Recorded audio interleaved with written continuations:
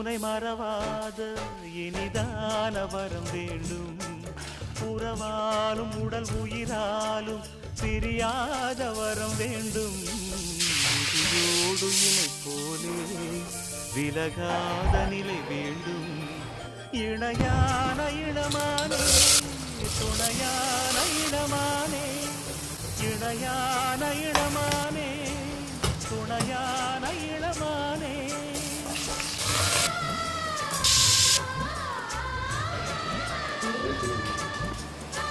கொடுத்தாரு